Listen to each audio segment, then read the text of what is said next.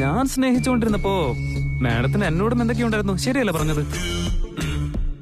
അത് മാഡത്തിന് എന്നോട് പറയാൻ അറിയില്ല, അതാണ് കാര്യം. അതാ ഞാൻ ഇങ്ങനെയൊക്കെ ചെയ്യുന്നത്. നിങ്ങള് ബോസിന്റെ കൂടെയുള്ള നിശ്ചയത്തിന് സമ്മതിച്ചു, എങ്കിലും ഇപ്പോഴും ആ മനസ്സിനുള്ളിൽ ഞാനുണ്ട്. അതെനിക്ക് നന്നായിട്ട് അറിയാം. ഇതെല്ലാം തന്നെ അറിഞ്ഞു വെച്ചിട്ട് ഞാൻ ഒന്നും ശ്രമിച്ചില്ലെങ്കിൽ മാഡത്തിന് എനിക്ക് എന്നേക്കുമായി നഷ്ടപ്പെടില്ലേ, ശരിയല്ലേ? നിന്റെ മനസ്സിൽ ഇങ്ങനെയുള്ള ചിന്തയായിരിക്കും ഞാൻ വിചാരിച്ചില്ല. മാഡം, ഈ ലോകത്തിൽ തന്നെ പ്രണയാനുഭൂതിക്ക് മുകളിലായി മറ്റൊന്നും തന്നെ ഇല്ലെന്നേ. ആ പ്രണയത്തിന് വേണ്ടി ഞാൻ കുറച്ച് ശ്രമിക്കണ്ടേ? മാഡത്തിന് ഇതുവരെയും മനസ്സ് മാറിയിട്ടില്ല. പക്ഷെ ഭാവിയിൽ എങ്ങാനും ഞാൻ തന്നെ മതിയെന്നും പറഞ്ഞ് മനസ്സ് മാറി മാഡം എന്റെ അടുത്തേക്ക് ഓടി വരാണെങ്കിലും അതുവരെ എന്റെ ശ്രമങ്ങൾ തുടർന്നുകൊണ്ടേയിരിക്കും. ഇതുകൊണ്ടാ എനിക്ക് നിന്നെ ഇഷ്ടമല്ലാന്ന് ഞാൻ പറഞ്ഞത്. അല്ല, ഇപ്പൊ കുറച്ച് കഷ്ടമൊക്കെ തോന്നും, പക്ഷെ ഭാവിയിൽ അതൊക്കെ മാറിക്കോളും. ഉറപ്പായിട്ടും മാഡം മാറുന്നേ. ഇല്ല, ഞാൻ മാറില്ല. അല്ല, ഇത്രയും കോൺഫിഡൻസ് ഉണ്ടെങ്കിൽ വാതിലും തുറക്കുന്നേ. ഞാൻ അങ്ങോട്ടേക്ക് വരാം. എന്നിട്ടും എന്നോട് പ്രത്യേകിച്ച് ഒന്നും നിങ്ങൾക്ക് തോന്നിയില്ലെങ്കിൽ ഞാൻ പിന്നെ ഇവിടെ നിൽക്കുന്നില്ല, പോയിക്കൊള്ളാന്നേ. എന്താ മാഡം, അക്കാര്യത്തില് എന്നെ വിശ്വാസമില്ല? വാതിൽ തുറന്ന മാഡം എന്നെ പ്രേമിച്ചു പോകുന്നുള്ള പേടിയായിരിക്കുമല്ലേ? എനിക്ക് നിന്നോട് പ്രേമമില്ല, ഒരു മണ്ണാൻ കട്ടിയില്ല. എന്ന് പിന്നെ വാതിൽ തുറക്കുന്നേ.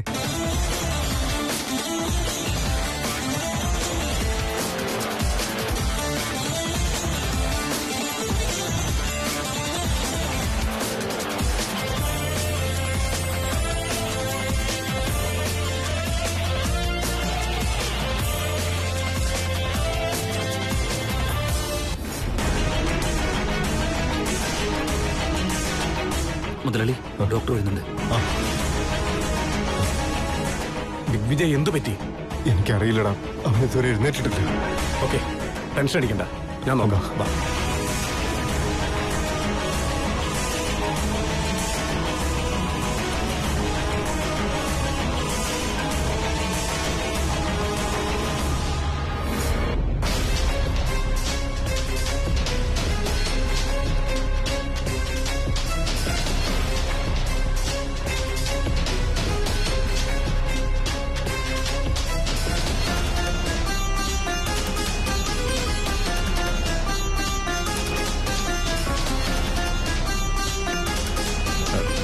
എന്താ പറ്റി, എങ്ങനെ പറ്റിയെന്ന് ആർക്കെങ്കിലും എന്തെങ്കിലുമൊക്കെ അറിയൂ?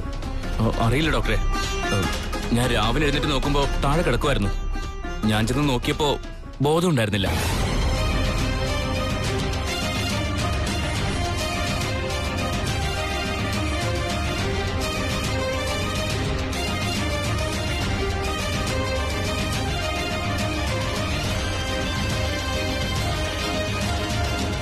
ദിഗ്വിജയ്, BP എല്ലാം നോർമലായി തന്നെയുണ്ട്. മനസ്സിനെങ്ങാനും വിഷമം തട്ടി BP എങ്ങാനും കുറഞ്ഞു പോയതാണെങ്കിൽ കോമയിലേക്ക് പോകാൻ ചാൻസ് കൂടുതലാണ്. ഇപ്പൊ കുഴപ്പമൊന്നുമില്ല.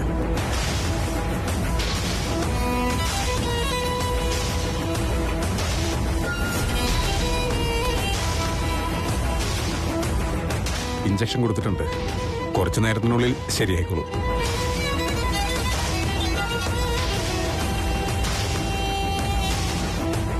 സാമ്പാ, ഇടാ, അവനൊരു കുഴപ്പമില്ലായിരുന്നു. ഒരു കുഴപ്പമില്ലാത്ത ഒരാള് പെട്ടെന്ന് ഇങ്ങനെ ബോധം കെട്ട് വീഴാന്നൊക്കെ പറഞ്ഞാൽ എന്താടാ നിന്റെ അർത്ഥം? അതെ ദിഗ്വിജയ്, അതാ എനിക്ക് മനസ്സിലാവാത്തത്. എൻഗേജ്മെന്റ് ക്യാൻസൽ ആയപ്പോന്റെ പേരിൽ വല്ല വിഷമോ വല്ലതും ഉണ്ടായിരുന്നു? അതായത് ഏയ് ചേച്ചേ, അവനെങ്ങനെ മനസ്സ് ഡിസ്പായി പോകുന്ന കൂട്ടത്തിലൊന്നും. അതെ, എനിക്കും അറിയാം. He strong boy. എന്ത് പറ്റിയതായിരിക്കും? ദിഗ്വിജയ്, എന്തായാലും ബ്ലഡ് സാമ്പിൾ എടുക്കാം, എന്നിട്ട് നമുക്ക് ടെസ്റ്റ് ചെയ്ത് നോക്കാം. ഡോക്ടറെ, കൊച്ചു മുതലാളിക്ക് എന്തെങ്കിലും കുഴപ്പമുണ്ടോ? അതറിയാനല്ല ബ്ലഡ് എടുത്തുകൊണ്ടിരിക്കുന്നത്. എല്ലാം പെട്ടെന്ന് അറിയാൻ പറ്റില്ല, കുറച്ച് സമയം വേണം. ബേസിക് റിസൾട്ട് മാത്രം പെട്ടെന്ന് തന്നെ കിട്ടും. സാമ്പ, എന്തായാലും വേണ്ടില്ല, നീ എത്രയും വേഗം അവനെ ഒന്ന് നോർമലാക്കി തന്നാൽ മതി പ്ലീസ്.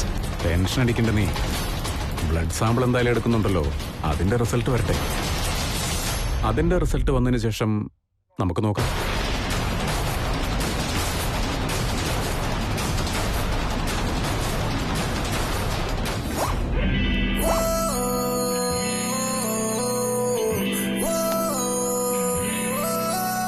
താങ്ക്സ് മാഡം, വാതിൽ തുറന്നു തന്നതിന്.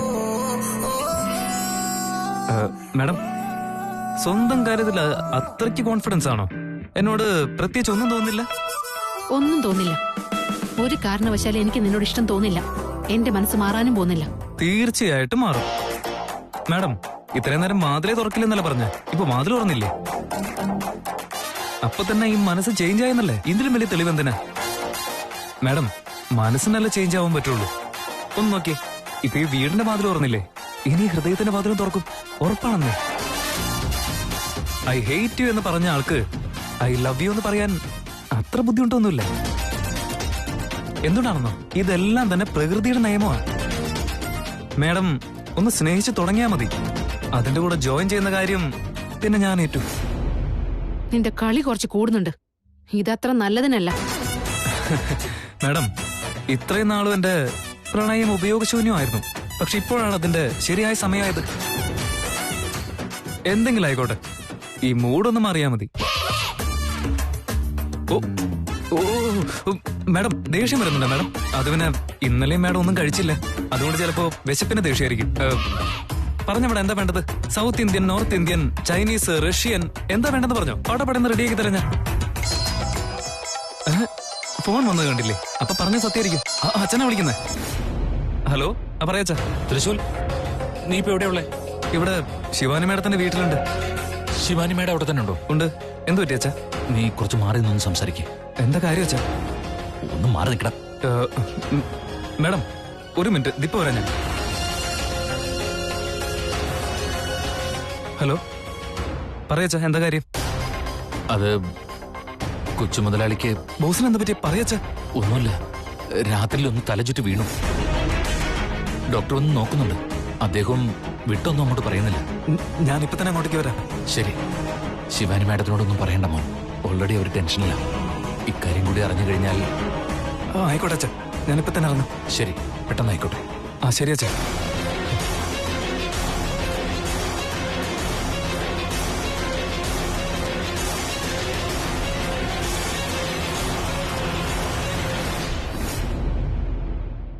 കൊച്ചുമുതലാളി, കൊച്ചുമുതലാളി, കൊച്ചുമുതലാളി, ഇതെന്ത് പെട്ടെന്ന് ഇങ്ങനെ ഒട്ടും പ്രതീക്ഷിക്കാതെ? ഞാൻ പറഞ്ഞതല്ലേ എനിക്ക് മാത്രം എവിടേക്കും പോകണ്ടെന്ന്. ഞാനിവിടെ ഉണ്ടായിരുന്നെങ്കിൽ ഇങ്ങനെ വല്ലതും സംഭവിക്കുമായിരുന്നോ? ഛേ, എന്റെ തെറ്റായി പോയി. തെറ്റ് ചെയ്തല്ലോ ഞാൻ. മാഡത്തിന്റെ വീട്ടിലേക്ക് ഞാൻ പോകരുതായിരുന്നു.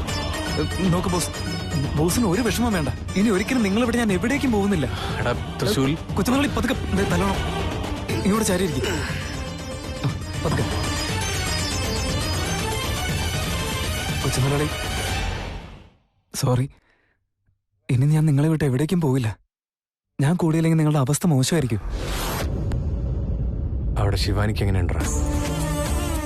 ഇപ്പോഴും വിഷമിച്ചെന്നിരിക്കാണ്. ഇത് കണ്ടില്ലേ, ഞാൻ ബോസിന്റെ കാര്യത്തിൽ ടെൻഷൻ അടിച്ചുകൊണ്ടിരിക്കുക. അപ്പൊ അവളുടെ കാര്യം ചോദിക്കുന്നതിന് എന്റെ ഹെൽത്തിനേക്കാൾ അവളെ എനിക്ക് ഇമ്പോർട്ടന്റ്. അവൾക്ക് എങ്ങനെയുണ്ട്? അങ്ങനെ കുഴപ്പമൊന്നുമില്ല ബോസ്. ഇപ്പോഴും എന്തോ വല്ലാത്തൊരു ടെൻഷനില്ല. മാഡത്തിന് അതിനൊന്ന് പുറത്തേക്ക് ഇറക്കാൻ ഞാൻ കുറെ ശ്രമിച്ചു നോക്കി. ഇനിയും സമയം വേണ്ടി വരും. ഇനി എത്ര ദിവസം എടുക്കും? ശിവാനിനെ ഇങ്ങനൊരു അവസ്ഥയെ കാണാൻ എനിക്ക് പറ്റുന്നില്ല തൃശ്ശൂർ. നീ ഒരു കാര്യം ചെയ്യും, ശിവാനിയും കൂട്ടി നീ ഒരു ട്രിപ്പിന് പോ. ഇവിടുത്തെ അറ്റ്മോസ്ഫിയറും പ്ലേസൊക്കെ ഒന്ന് മാറുമ്പോ അവളുടെ മൈൻഡ് പഴയ പോലെ തന്നെ ആയിക്കോളും. അവൾ ആ വീട്ടിൽ തന്നെ ഇരിക്കുമ്പോ നീലയുടെ പഴയ ഓർമ്മകളൊക്കെ അവളിങ്ങനെ അലട്ടിക്കൊണ്ടേയിരിക്കും. This is better. നീ അത് തന്നെ ചെയ്യും. അത് പിന്നെ എന്നെ കൊണ്ടത് പറ്റാത്തൊരു കാര്യമാണ്. എനിക്ക് എന്തായാലും ഇപ്പൊ നിങ്ങളെ വിട്ട് പോകാൻ പറ്റില്ല. എടാ, എനിക്ക് വേറെ കുഴപ്പമൊന്നുമില്ല. ചെറിയൊരു ക്ഷീണമുണ്ട്, അത്രേ ഉള്ളൂ. അത് 2-3 ഡേയ്സിൽ ശരിയായിക്കോളും. ഇപ്പൊ നോക്കിയേ, എനിക്കെന്തെങ്കിലും സുഖമില്ലായ്മ നിനക്ക് തോന്നുന്നുണ്ടോ? ഇത് നാളെ ആകുമ്പോ മുഴുവനായിട്ട് മാറിക്കോളും. ഓക്കെ, അല്ല, എന്നാലും ബോസ്, നിങ്ങളുടെ അവസ്ഥയിൽ നിങ്ങളെയും വിട്ട് പോകണമെന്നാണ് പറയുന്നത്. ഇല്ല, എന്നെ കൊണ്ട് ഇപ്പൊ എന്തായാലും അങ്ങോട്ടേക്ക് പോകാൻ പറ്റില്ല. പ്ലീസ്, ദൈവത്തെ ഓർത്ത് എന്നെ ഇതൊന്നും ഒഴിവാക്കിത്താ. എടാ, ഞാൻ പറയുന്നൊന്ന് കേക്ക്. നീ എനിക്ക് വേണ്ടിയെങ്കിലും ശിവാനിയെ കുട്ടി ഒന്ന് പുറത്തേക്ക് പോകും പ്ലീസ്. ഞാൻ നോക്കിയേ, എന്നോട് എങ്ങനെ പ്ലീസ് എന്നൊന്നും പറയരുതെന്ന് ഞാൻ എത്ര പ്രാവശ്യം പറഞ്ഞിട്ടുള്ളതാ. ശരി ശരി, പ്ലീസ് ഒന്നും പറയുന്നില്ല. ഇതെന്റെ ഓർഡറാന്ന് വിചാരിച്ചോ? ശിവാനിയെ നിന്ന് പുറത്തേക്ക് കൊണ്ടുപോയിട്ടു. സിറ്റിയുടെ പുറത്തേക്ക് പോയാൽ നല്ലത്. നല്ലൊരു സ്ഥലം നോക്കി നീ അവളെ കൊണ്ട് പൊയ്ക്കോ. ഓക്കെ? അതല്ലേ പ്രശ്നം. പക്ഷേ ഓർഡർ എന്ന് പറഞ്ഞ ഓർഡർ ആയിരിക്കും. ഇനി അതിനെപ്പറ്റി സംസാരിക്കാൻ എനിക്ക് ഇഷ്ടമല്ല. അങ്ങനെ ആയിക്കോട്ടെ ചെയ്യുന്നത്. ആ പിന്നൊരു കാര്യം കൂടി, എനിക്ക് സുഖമില്ല എന്ന് അവളെങ്ങനെ അറിഞ്ഞു കഴിഞ്ഞാൽ പിന്നെ അവൾ പിന്നെയും വല്ലാതെ ഡിസ്റ്റർബ് ആവും. എന്റെ ഈ കാര്യം നീ ഒരിക്കലും അവളോട് പറയാൻ പാടില്ല. വാക്കാ എനിക്ക്.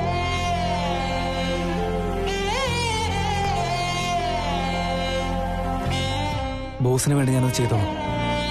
നിങ്ങൾ പറഞ്ഞ പിന്നെ അതിന് മറുവാക്കില്ല.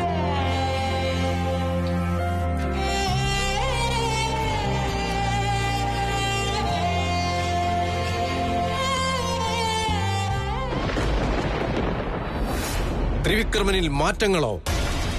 എന്താണത്? അതെന്താണെന്ന് എനിക്ക് മനസ്സിലാവുന്നില്ല ഗുരുക്കളെ. ഇന്നലെ രാത്രി വരെ അവനൊരു കുഴപ്പമുണ്ടായിരുന്നില്ല. ഇന്ന് കാലത്ത് നോക്കുമ്പോ അവൻ താഴെ വീണ് കിടക്കുക. എന്താ സംഭവിച്ചതെന്ന് മനസ്സിലാവാത്തതുകൊണ്ട് പെട്ടെന്ന് നമ്മുടെ സാംബശിവനെ വിളിച്ചു വരുത്തി. അവൻ ചെക്കപ്പ് ചെയ്ത് നോക്കിയിട്ടും അവനൊന്നും മനസ്സിലായില്ല. ടെസ്റ്റ് ചെയ്തിട്ട് പറയാന്ന് പറഞ്ഞിരിക്കുക. കാര്യങ്ങൾ വ്യക്തമായി പറയൂ ദിഗ്വിജയ. ത്രിവിക്രമൻ എന്താണ് സംഭവിച്ചത്? ഗുരുക്കളെ, കൊച്ചു മുതലാളിക്ക് എന്തോ സംഭവിച്ചിട്ടുണ്ട്. മുമ്പ് ഇങ്ങനെ ഒന്നും ഉണ്ടായിട്ടില്ല. ഇപ്പൊ ഒന്നും സംസാരിക്കുന്നില്ല. എൻഗേജ്മെന്റ് മുടങ്ങിയതിൽ പിന്നെ വീട്ടിലൊരു മനസമാധാനമില്ല. ഇപ്പൊ ഈ ഒരു സംഭവം കൂടി ആയപ്പോ ഉണ്ടായിരുന്ന ടെൻഷൻ ഒന്നുകൂടെ കൂടി. എൻഗേജ്മെന്റ് മുടങ്ങിയതായിരിക്കോ ഇതിനൊക്കെ കാരണം? അതോർത്ത് വിഷമിക്കേണ്ട ദിഗ്വിജയ, എല്ലാം താനെ ശരിയായിക്കൊള്ളൂ. അല്ല ഗുരുക്കളെ, ഒരു കാരണമില്ലാതെ ഇങ്ങനെയൊക്കെ സംഭവിക്കാന്ന് വെച്ചാൽ എന്താ അതിന്റെ അർത്ഥം? നോക്കൂ ദിഗ്വിജയ, മാറ്റങ്ങൾ എന്നുള്ളത് പ്രകൃതിയുടെ നിയമമാണ്. ഇന്നലത്തെ പോലെ എന്നും ഉണ്ടാകണമെന്നില്ല. സ്ഥിര വ്യതിയാനങ്ങളോടെയുള്ള ദിനരാത്രങ്ങളിൽ ഒന്ന് അമാവാസിയും ഒന്ന് പൂർണ്ണചന്ദ്രനും എന്നതുപോലെ ഓരോ ദിനങ്ങളും വെവ്വേറെയായിരിക്കും. അതുകൊണ്ട് തന്നെ എല്ലാ ദിവസങ്ങളും ഒരുപോലെ ആയിരിക്കില്ല. എന്നാലും ഇത് സ്ഥിരമായി നിലകൊള്ളുന്ന ഒരു കാര്യമായിരിക്കില്ല. അമാവാസിയുടെ ഇരുണ്ട രാത്രികൾക്കപ്പുറം വരാൻ പോകുന്ന പൂർണ്ണചന്ദ്രന്റെ നിലാവെളിച്ചമായിരിക്കും നമുക്ക് കാണാൻ കഴിയുക. ഭയപ്പെടണ്ട. മനസ്സമാധാനം കാത്തു സൂക്ഷിക്കുക. ഇങ്ങനെയൊക്കെയാണെങ്കിൽ ഇനിയിപ്പം നമ്മൾ എന്ത് ചെയ്യും ഗുരുക്കളെ? ആദ്യം ഈ ആശങ്കകളൊക്കെ ഒഴിവാക്കൂ. നിന്റെ മകന് സംഭവിച്ചത് സ്വാഭാവിക മാറ്റമാണ്. 2 ദിവസം ശാന്തമായിരുന്നാൽ എല്ലാം ശരിയാകുന്നതാണ്. അല്ല ഗുരുക്കളെ, ഇങ്ങനെയൊക്കെ സംഭവിച്ചുകൊണ്ട് കൊച്ചു മുതലാളിക്ക് കുഴപ്പമൊന്നും ഉണ്ടാവില്ലല്ലോ. ഇനിയും ഭാവിയിൽ സംഭവിക്കാവുന്ന തടസ്സങ്ങളൊക്കെ കാര്യമായി തന്നെ പഠിക്കേണ്ടതുണ്ട്. ഇപ്പോഴുള്ള സാഹചര്യത്തിൽ യാതൊരു തരത്തിലുള്ള അപകടങ്ങളും ഇല്ലെന്നാണ് അർത്ഥം. ആദ്യം നിന്റെ മനസ്സിലുള്ള ആശങ്കകളൊക്കെ ഒഴിവാക്കുക. നിന്റെ മകനെ നീ നന്നായി ശ്രദ്ധിക്കൂ. അവൻ ആദ്യം ശരിയായി വരട്ടെ. ശരി ഗുരുക്കളെ. ദിഗ്വിജയ, ഒരു നിമിഷം. പറഞ്ഞ കാര്യങ്ങളൊക്കെ ഓർമ്മയില്ലേ? ഇനി അല്പകാലത്തേക്ക് നിന്റെ മകനെ വീട്ടിൽ നിന്നും പുറത്തു പോകാൻ അനുവദിക്കണ്ട. അവൻ വീട്ടിൽ തന്നെ കഴിയട്ടെ. ശരി ഗുരുക്കളെ. അവൻ വീട്ടിൽ നിന്ന് എവിടേക്കും പോവാതെ ഞാൻ നോക്കണം. വിജയ് ഭവ.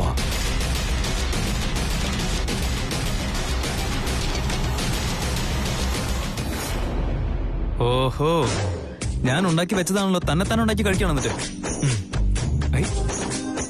കുഴപ്പമില്ലല്ലോ, എനിക്കും കൂടി വേണ്ടി ചേർത്തുണ്ടാക്കിയിട്ടുണ്ടല്ലോ. അയ്യോ ഈശ്വര, നിങ്ങൾ വളരെ നല്ലൊരാൾ തന്നെയാ. ഇതെന്താ?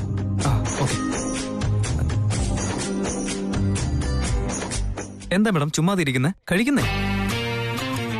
ഓ, ഞാൻ വൈകിയതുകൊണ്ട് പിണങ്ങിയിരിക്കുക. ഓ മാഡം, കല്യാണം കഴിഞ്ഞാലും ശരി ഇങ്ങനെ തന്നെ കാത്തിരിക്കാൻ നിൽക്കരുത്. നിങ്ങളുടെ ആരോഗ്യമല്ല മുഖ്യം. ഞാൻ തനിച്ച് കഴിക്കാനും ഓക്കെയാണ്. എന്നെ ഇങ്ങനെ നോക്കി കൊല്ലാൻ നിൽക്കല്ലേ. പെട്ടെന്ന് കഴിക്കുന്നേ. അങ്ങോട്ട് ഇറങ്ങിപ്പോയ വേഗത്തിൽ തന്നെ ഇങ്ങോട്ട് തിരിച്ചു വന്നിട്ട് പിന്നെ ഉപദ്രവിക്കാണോ നീ? എന്തിനിങ്ങനെ ശല്യം ചെയ്യുന്നേ? എന്നെ ഒന്ന് സമാധാനത്തോടെ ജീവിക്കാൻ വിട്. അതെങ്ങനെയാ ശരിയാവുന്നേ? മുതലാളി എന്നെ ഇങ്ങോട്ടേക്ക് അയച്ചിരിക്കുന്നത് നിങ്ങളെ നന്നായി ശ്രദ്ധിക്കാൻ വേണ്ടിയാ. അവരങ്ങനെ പറഞ്ഞാ പിന്നെ എനിക്ക് കേൾക്കാതിരിക്കാൻ പറ്റും? ഈ സമയത്ത് നമ്മൾ രണ്ടുപേരും മടയും ചക്കരയും പോലെ ആയിരിക്കണം. അത് ഒരുമിച്ചുണ്ടാവണം. എന്തൊക്കെ കാര്യങ്ങൾ പറഞ്ഞാലും അതിനൊക്കെ ഓരോ ന്യായങ്ങൾ ഉണ്ടാവുമല്ലോ. ആ സ്നേഹം കിട്ടിയില്ലെങ്കിലേ ഈ ഞാനുണ്ടല്ലോ ഒരു അപൂർണമായ ആത്മാവായി മാറും. ചൂടായാലും കുഴപ്പമില്ല. ശ്രദ്ധിക്കാൻ പറഞ്ഞു, അതുകൊണ്ട് ശ്രദ്ധിച്ചു കൊല്ലും ഞാൻ. നിങ്ങൾക്ക് എന്നോട് സ്നേഹം തോന്നുന്നതുവരെ ഞാൻ ശ്രമിച്ചുകൊണ്ടേയിരിക്കും. നീ എത്രയൊക്കെ ശ്രമിച്ചാലും ഒന്നും നടക്കാൻ പോകുന്നില്ല.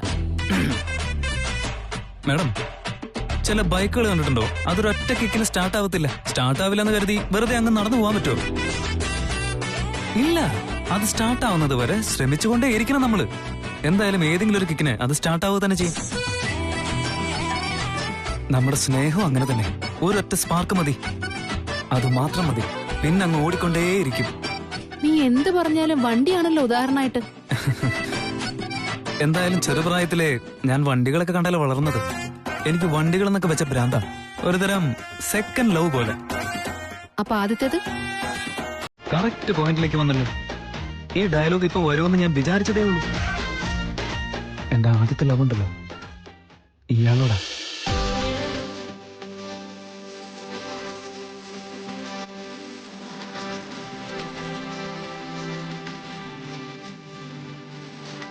മാഡം, നിങ്ങളുടെ മൂടത്ര ശരിയല്ലല്ലേ? അതുകൊണ്ട് ഞാനൊരു സൂപ്പർ ഐഡിയ കണ്ടുവച്ചിട്ടുണ്ട്. നമുക്ക് രണ്ടുപേർക്കും കൂടി പുറത്തൊരു ട്രിപ്പൊക്കെ പോയിട്ട് വന്നല്ലോ. പാവം വീട്ടിലിരുന്ന് കഴിഞ്ഞാൽ നീലയുടെ ഓർമ്മകൾ മനസ്സിലേക്ക് ഇങ്ങനെ വന്നും പോയിക്കൊണ്ടേയിരിക്കും. ഒന്ന് പുറത്തേക്ക് ഇറങ്ങി സ്വല്പം കാറ്റൊക്കെ കൊണ്ടുകഴിഞ്ഞാ ഈ മൂടൊക്കെ താനെ മാറിക്കൊള്ളുന്നേ. ഞാൻ ഇങ്ങോട്ട് വരുന്നേ. അത് പിന്നെ എനിക്കറിയാലോ. മാഡം എന്റെ കൂടെ വരുവാണെങ്കിൽ പിന്നെ എന്നോടുള്ള പ്രണയം മുട്ടിടുമെന്നുള്ള ഭയമല്ലേ അല്ലേ? നോക്ക്, നീ എന്തൊക്കെ പറഞ്ഞാലും എത്രയൊക്കെ ശ്രമിച്ചാലും എന്നെ ഇതിനൊന്നും കിട്ടുകയില്ല. ഞാൻ ഇങ്ങോട്ടും വരുന്നുമില്ല.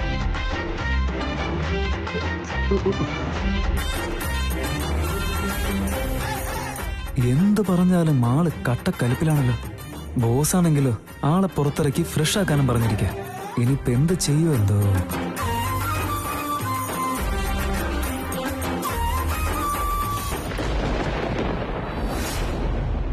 ഇതെന്താണ് മഹാമായി? ഒന്നിനു പുറകെ മറ്റൊന്നായി വിഘ്നങ്ങൾ വന്നുകൊണ്ടിരിക്കുകയാണല്ലോ. ഇപ്പൊ അമ്മയുടെ മകന് അപകടം സംഭവിച്ചു എന്ന് ദിഗ്വിജയനും പറയുന്നു. ഇതിന്റെയൊക്കെ അർത്ഥം എന്താണ്? ത്രിവിക്രമന് ഞാൻ കൊടുത്ത ചൂർണത്തിന്റെ ശക്തി ക്ഷയിക്കുന്നതിന്റെ ലക്ഷണങ്ങളാണിതൊക്കെ. അപ്പോ ത്രിവിക്രമനെ ഇത്രയും നാൾ നിയന്ത്രിച്ചുകൊണ്ടിരുന്നത് അമ്മ കൊടുത്ത ചൂർണമായിരുന്നോ? അതെ, ത്രിവിക്രമന്റെ ശ്രദ്ധയെ ശിവാനിയിലേക്ക് അടുക്കും പോലെ ചെയ്തത് ഞാൻ കൊടുത്ത ചൂർണത്തിന്റെ ഫലമാണ്. ആ ചൂർണം വരുത്തിവെച്ച മാറ്റങ്ങളാണ് ത്രിവിക്രമന് ശിവാനിയോടുള്ള ഇഷ്ടത്തിന്റെ കാരണം. ശിവാനിയുടെ മനസ്സിനുള്ളിൽ ത്രിവിക്രമനെ കുറിച്ച് പല പല സ്വപ്നങ്ങൾ നെയ്തു. ആ സ്വപ്നത്തിന് അവസാനം അവളിൽ മനോഹരമായൊരു പ്രണയം തളിർത്തു തുടങ്ങി. അമ്മയ്ക്ക് ചൂർണത്തെക്കുറിച്ച് ആദ്യമേ അറിയാമായിരുന്നോ? അറിയാമായിരുന്നു. അതുകൊണ്ടാ ദിഗ്വിജയനോട് അവര് തമ്മിലുള്ള നിശ്ചയത്തിന് ഒരുക്കങ്ങൾ തുടങ്ങാൻ പറഞ്ഞത്. ഞാൻ വിചാരിച്ചതുപോലെ അവര് തമ്മിലുള്ള നിശ്ചയം നടന്നിരുന്നുവെങ്കിൽ ഈ സമയത്ത് ത്രിവിക്രമന്റെ ശക്തി ഇരട്ടിയാകുമായിരുന്നു. എന്റെ സ്വപ്നങ്ങളെല്ലാം പാഴായിപ്പോയി. എനിക്കെന്തോ വല്ലാത്ത ഭയം തോന്നുന്നു മഹാമായി. ശിവാനിക്ക് ത്രിവിക്രമനോടുള്ള ആകർഷണത്തിലെങ്ങാനും കുറവ് വന്നാൽ? അതുണ്ടാവരുത്. ഒരു കാരണവശാലും ശിവാനി ത്രിവിക്രമനിൽ നിന്നും അകന്നു പോകാൻ പാടില്ല. ത്രിവിക്രമന് ശിവാനിയും ഒന്നു ചേർന്നേ പറ്റൂ. നാഗമാണിക്യത്തിന്റെ ശക്തി, നാഗലോകത്തെ സ്ത്രീരക്ഷ, അതെന്റെ പരമ്പരയിലേക്കാണ് ചേരേണ്ടത്. അതിനി നമ്മൾ എന്ത് ചെയ്യും മഹാമായി?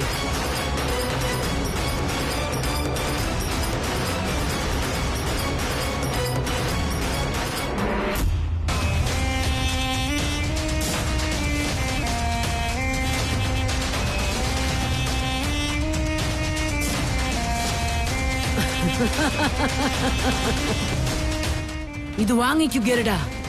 ശിവാനി അറിയാതെ ഇത് അവളുടെ വീട്ടിൽ നിക്ഷേപിക്ക്. ഇതെന്താണിത് മഹാമായി? ഇത് ശിവാനിയുടെ മനസ്സിൽ ത്രിവിക്രമനോടുള്ള തോന്നലുകളെല്ലാം പഴയതുപോലെ നിലനിർത്തും. അവനോടുള്ള ആകർഷണവും ശക്തി പ്രാപിക്കും. ഇത് സൂക്ഷിച്ചു കൊണ്ടുപോയി ശിവാനി അറിയാതെ അവിടെ നിക്ഷേപിച്ചു വാ. ശരി മഹാമായി.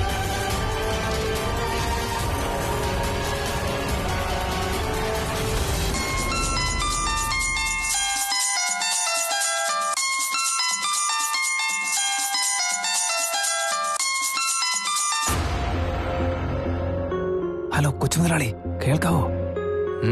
മനസ്സിലായിട്ട പറ. നീ ശിവാനിയോട് സംസാരിച്ചോ? പുറത്തേക്ക് പോവാന്ന് അവള് സമ്മതിച്ചോ?